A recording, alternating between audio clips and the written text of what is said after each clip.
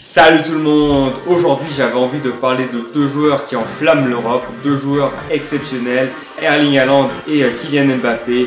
Ils viennent tous les deux de mettre 4 buts en Ligue des Champions. Tout le monde en parle, tout le monde se demande lequel des deux est le meilleur. Et je vais essayer de répondre à cette question dans cette vidéo. Alors j'ai vraiment l'impression que les supporters ont toujours besoin de se poser cette fameuse question, qui est le meilleur joueur? Voilà, ça fait plus de 10 ans qu'on se pose la question, qui est meilleur? Cristiano Ronaldo ou Lionel Messi? Ce sont des questions qui enflamment les débats. Et maintenant que Cristiano Ronaldo et Lionel Messi sont proches de la retraite, d'ailleurs pour la première fois depuis très longtemps, aucun des deux ne sera présent lors des quarts de finale de Ligue des Champions.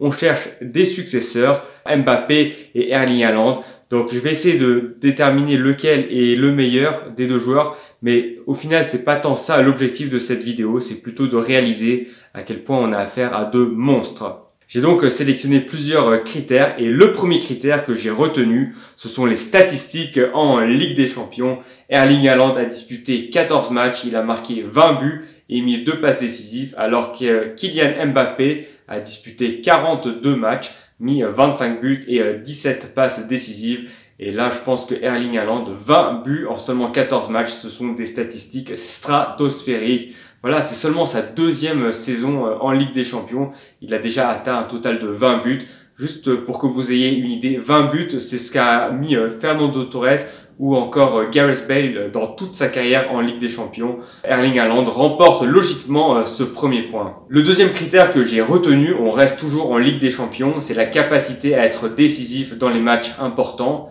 Alors certes, Erling Haaland n'a disputé que 2 campagnes de Ligue des Champions, mais avec 6 buts en 4 matchs à élimination directe, il a clairement répondu présent lorsqu'on l'attendait. Alors que pour Kylian Mbappé, ça a été un peu plus difficile par le passé. Alors cette saison, il est évidemment exceptionnel, mais la saison dernière encore, bien que le Paris Saint-Germain ait atteint la finale de Ligue des Champions, il n'a pas marqué le moindre but lors des matchs à élimination directe. Les saisons précédentes sous le maillot du Paris Saint-Germain étaient également décevantes pour Kylian Mbappé. En fait, il faut remonter à sa période monégasque pour retrouver un Mbappé en feu lors des matchs à élimination directe de Ligue des Champions. Il avait marqué à l'époque 6 buts en 6 matchs de Ligue des Champions. Donc là encore, le deuxième point de ce duel va pour Haaland qui mène désormais 2-0. Le troisième critère que j'ai retenu, ce sont les statistiques en championnat. Je vous les mets ici. Et là, impossible de départager les deux joueurs. On a affaire à des joueurs décisifs en moyenne une fois par match, même un tout petit peu plus pour Erling Haaland. Les deux joueurs empochent donc le point et c'est le premier point pour Mbappé et Haaland en compte désormais 3. Le prochain critère que j'ai sélectionné, c'est le palmarès en club. Et là, Mbappé va remporter logiquement le point. Il compte déjà plusieurs championnats de France à son palmarès, également plusieurs coupes nationales, alors qu'Erling Haaland, voilà, il a gagné certes le championnat d'Autriche, mais c'est tout. Alors vous allez me dire, oui, Mbappé, il évolue quand même au Paris Saint-Germain, une grande équipe d'Europe. Oui, mais Mbappé a été capable de gagner la Ligue 1 avec Monaco, une équipe que je juge du même niveau que Dortmund. Donc Mbappé marque son deuxième point et il revient à une petite longueur de Erling Haaland dans ce duel. Le prochain critère que j'ai décidé d'analyser, c'est l'apport de ces deux joueurs en équipe nationale. Et là, je pense que c'est clairement Mbappé qui a fait plus. Voilà, il est champion du monde, auteur d'une Coupe du Monde phénoménale. Il compte 39 sélections, 16 buts et 13 passes décisives. Alors qu'Erling Haaland vient tout juste de débuter en équipe nationale. Il compte seulement 7 sélections, mais quand même déjà 6 buts et une passe décisive. Malheureusement, le match où on l'attendait le plus, face à la Serbie lors des barrages pour l'Euro, il n'a pas marqué. La Norvège a été éliminée et va donc rater l'Euro cette année. Mbappé gagne donc le point et il égalise à 3 partout. C'était le dernier critère que j'avais sélectionné pour ce duel, donc match nul entre les deux joueurs. Mais comme il s'agit d'un duel et qu'il faut forcément un vainqueur, j'ai dû prendre un critère supplémentaire.